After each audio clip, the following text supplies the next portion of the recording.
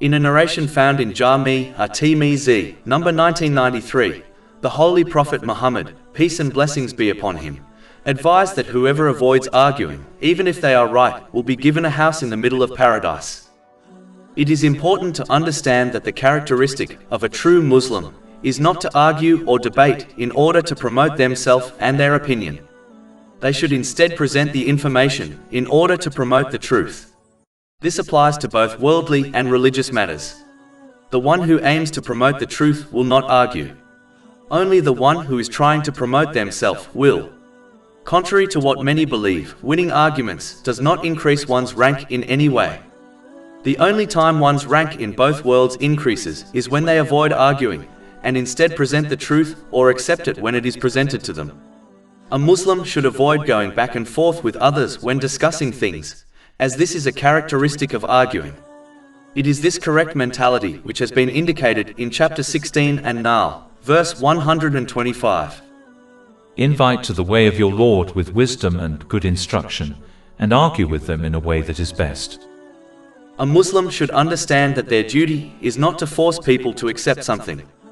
Their duty is to simply present the truth, as being forceful is a characteristic of arguing. Chapter 88 Al-Ghashiyah, verses 21 to 22. So remind you are only a reminder. You are not over them a controller. A Muslim should not waste their time nor stress if others disagree with their opinion. When one holds on to these disagreements, over time it can cause enmity to build up between them and others, which can lead to fractured and broken relationships. This can even lead to the sin of severing ties with people. So in cases like this, it is important for Muslims to let things go and not harbor negative feelings towards someone who disagrees with their opinion and choice.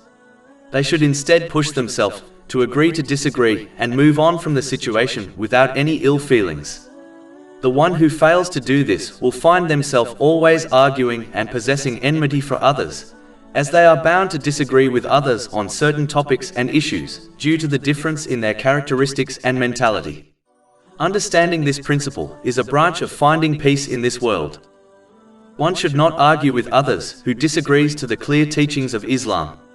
Instead, they should not take them as a friend, as one will be positively or negatively affected by their companions. Instead, one should maintain respect towards them and fulfill their rights according to the teachings of Islam, while avoiding socializing with them unnecessarily. Over 400 free ebooks, audiobooks, infographics, podcasts and blogs available on our website, www.shaykhpod.com.